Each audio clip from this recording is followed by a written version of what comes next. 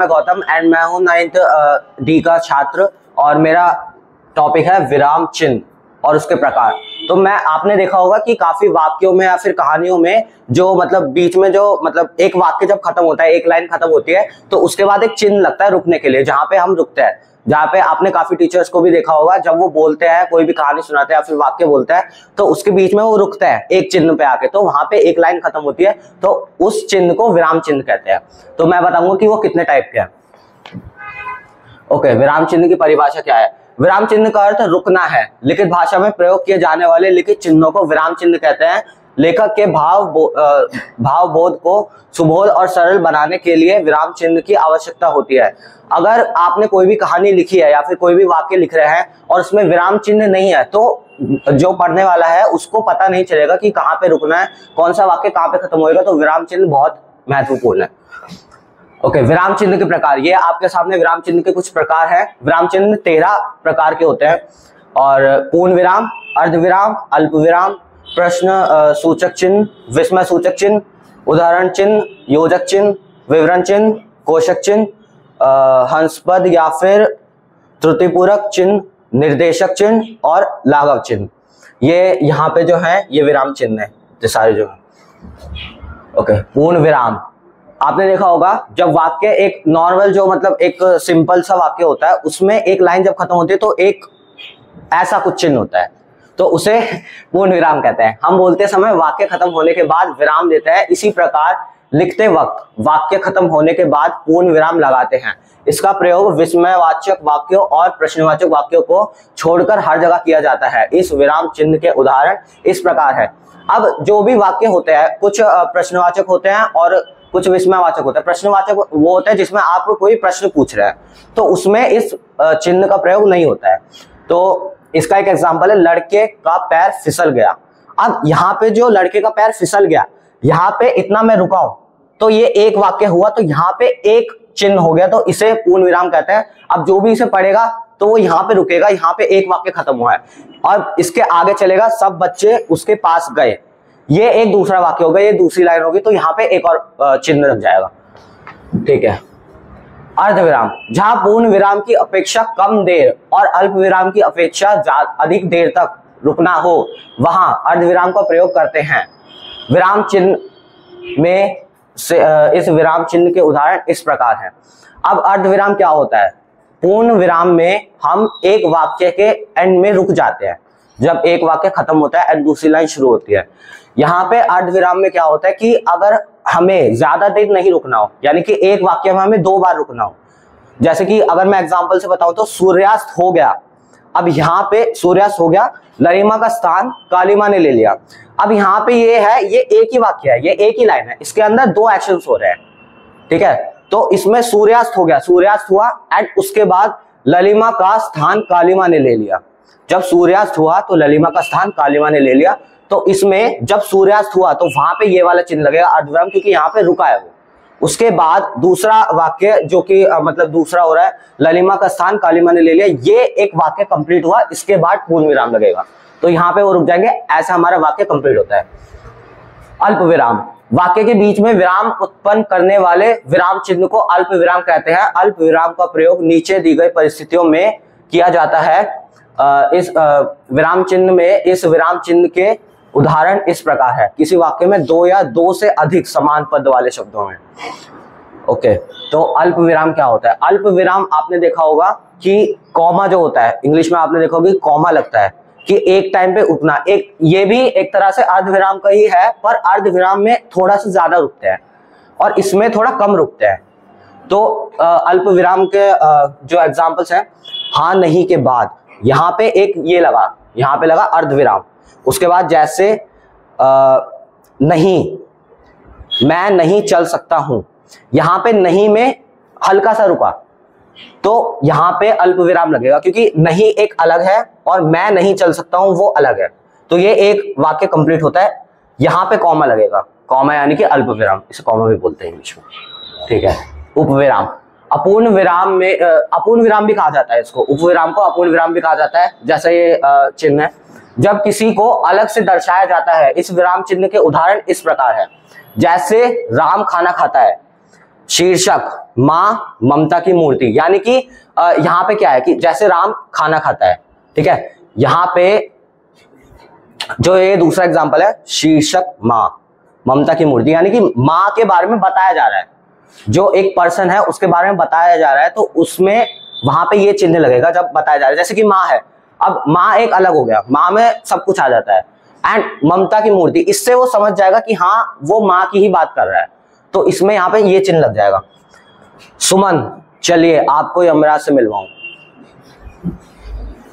Okay, तो सुमन, यहाँ पे पहले सुमन की बात हो रही है, सुमन को कहा जा रहा है, एक दूसरा पर्सन सुमन को कह रहा है कि आओ आपको यमराज से मिलवाऊं, तो यहाँ पे वो जो दूसरा पर्सन है वो सुमन को कह रहा है, तो वहां पे ये वाला चिन्ह लगेगा जिसे कहता है उपविराम चिन्ह, ठीक है। तो योजक चिन्ह, दो शब्दों में परस्पर संबंध स्पष्ट करने के लिए तथा उन्हें जोड़ने लिखने के लिए योजक चिन्ह का प्रयोग किया जाता है। इस विराम चिन्ह के उदाहरण इस प्रकार है। अब देखो, आपने काफी ज्यादा वाक्य देखे होंगे जिसमें ये वाला चिन्ह यूज होता है। ये वाला चिन्ह यूज क्यों होता है? अगर हमें दो वाक्यों को जोड़ के लिखना है, रुकना नहीं है, जोड़ के लिखना है, पर वो दोनों वाक्य अलग अलग है, तो उसमें इस चिन्ह का प्रयोग होता है। जैसे कि गीता संगीता, माता पिता खरा खोटा, इसमें ये जो है ये सेम साउंड कर रहे हैं लेकिन ये अलग अलग है, लेकिन हमें इनको साथ में लिखना है, तो ये वाला चिन्ह यूज होता है। अब यहाँ पे जो कॉमा है वो भी लगा सकता है, पर वो ज्यादा अच्छा नहीं लगता है, इसको ये वाला चिन्ह लगाते हैं, ये ज्यादा प्रोफेशनल लगता है, इसलिए इसे लगाते हैं गीता संगीता, ठीक है। ओके, कोष्ठक चिन्ह, वाक्य के बीच में आए शब्दों अथवा पदों का अर्थ स्पष्ट करने के लिए कोष्ठक चिन्ह का प्रयोग किया जाता है। अर्थात कोष्ठक चिन्ह का प्रयोग अर्थ को और अधिक स्पष्ट करने के लिए शब्द अथवा वाक्यांश को कोष्ठक के अंदर लिखकर किया जाता है। इस विराम चिन्ह के उदाहरण इस प्रकार है। अब आपने देखा होगा ब्रैकेट, इंग्लिश में काफी सारे वाक्य होते हैं जिनको ब्रैकेट में किया जाता है और ब्रैकेट को कोष्ठक चिन्ह कहते हैं, ठीक है। तो इसका यूज कहाँ पे होता है? आपने देखा होगा कि काफी वाक्यों में कोई एक शब्द ऐसा होता है जो वाक्य से थोड़ा अलग होता है, पर वाक्य में उसका यूज है, तो उसको बीच में लिखने के लिए हमें उसका यूज करना पड़ता है, इस चिन्ह का यूज करना पड़ता है, ठीक है। जैसे कि दशहरे के अवसर पर दशानन रावण का वध हुआ। अब ये देखो, यहाँ पे दशानन और रावण दोनों एक ही है, पर रावण जो है वो एक सिंपल लैंग्वेज में आ जाएगा और दशानन जो है वो उसका ऊपर वाला नाम है। जो रावण है उसका जिसे कहते हैं हम थोड़ा जिसे पहले कहते थे रावण को दशानन कहते थे, अब भी दशानन कहते हैं, पर रावण जो है, रावण काफी सिंपल वर्ड हो जाता है, इससे सब समझ में आ जाता है।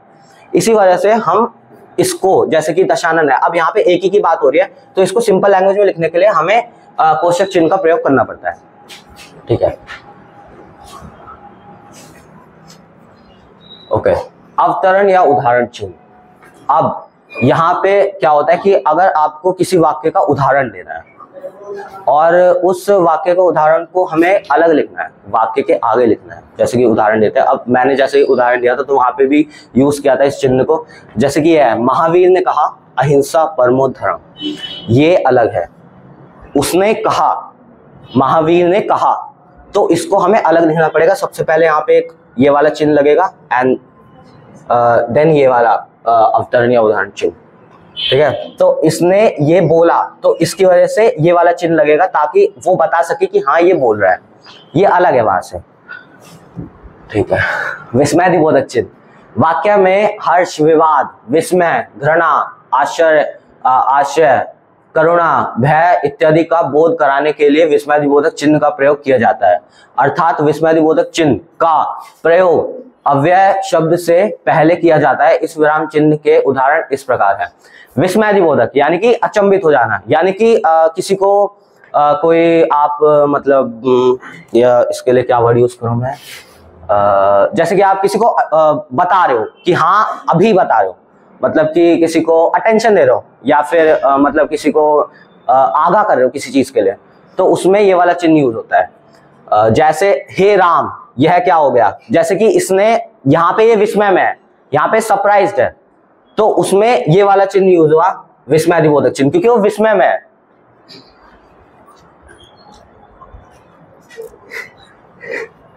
ठीक है। लाघव चिन्ह संक्षेप सूचक, किसी बड़े अंश का संक्षिप्त रूप लिखने के लिए लाघव चिन्ह संक्षेप सूचक का प्रयोग किया जाता है। इस विराम चिन्ह के उदाहरण इस प्रकार है। अब जैसे कि आपने देखा होगा कि डॉक्टर को कभी कभी डा करके ये वाला चिन्ह लगाते हैं, डा आ एंड ये वाला चिन्ह लगाते हैं लाघव चिन्ह।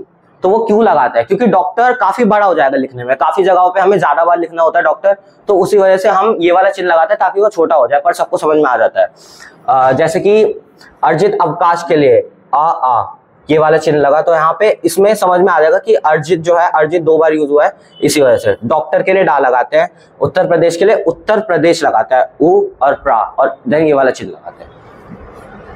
निर्देश चिन्ह निर्देशक चिन्ह, निर्देशक चिन्ह भी बड़ी लकीर की तरह होता है लेकिन इसका आकार योजक चिन्ह से बड़ा होता है। इस विराम चिन्ह के उदाहरण इस प्रकार हैं। अब निर्देशक चिन्ह जो होता है, आपने ये वाला चिन्ह पहले भी देखा होगा योजक चिन्ह, पर योजक चिन्ह से ये बड़ा होता है। ऐसा क्यों होता है? किसी वाक्यांश पद की परिभाषा स्पष्ट करने के लिए, जैसे तुम्हें एक अच्छा नागरिक बनना है, परिश्रम लगन निष्ठा से।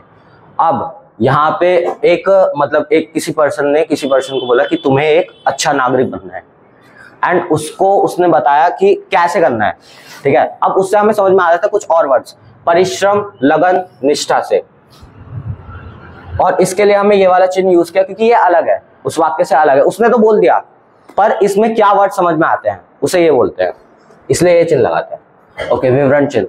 विवरण चिन्ह का प्रयोग वाक्यांश के विषयों में कुछ सूचक निर्देश आदि देने के लिए किया जाता है। इस विराम चिन्ह के उदाहरण इस प्रकार है। जैसे हिमालय में कई नदियां निकलती है जिसमें मुख्य है गंगा। अब देखो, हमने हिमालय में कई नदी की बात करी है, ठीक है, तो उसमें नदी में तो काफी सारी नदी आ जाएंगी, लेकिन हमें बताना है किसी एक नदी के बारे में, किसी एक नदी का नाम देना है या फिर एग्जाम्पल देना है, तो उसकी वजह से हमें ये वाला चिन्ह लगाना पड़ता है ताकि हम उसका एग्जाम्पल बता पाए। जैसे कि यहाँ पे कई नदियों की बात करिए तो उसमें एक गंगा है, तो उसमें ये वाला चिन्ह लगा ताकि हम गंगा को बता सकें। ओके, विस्मरण चिन्ह या त्रुटिपूरक चिन्ह हंसपद, ठीक है, इसे त्रुटिपूरक भी कहा जाता है। लिखते समय जब कोई शब्द छूट जाता है तो इस चिन्ह को लगाकर उस शब्द को ऊपर लिख दिया जाता है। इस विराम चिन्ह के उदाहरण इस प्रकार है। अब काफी ज्यादा मतलब स्टूडेंट्स को काफी ज्यादा दिक्कत होती है कि अगर कोई वाक्य है उसमें कोई वर्ड छूट गया है तो उसको लिखना, मतलब ऊपर उसको तो लिखना पड़ेगा क्योंकि वो जरूरी है, तो उसमें ये वाला चिन्ह लग जाता है, मतलब विस्मरण चिन्ह लग जाता है। ये एक एरो की तरह होता है, जैसे कि यहाँ पे है, इसको उस वाक्य के ऊपर जहां पे वो शब्द है उसके ऊपर लिख के एंड ऊपर वाला शब्द लिख देता है, तो वो वर्ड भी वहां पे लिख जाता है।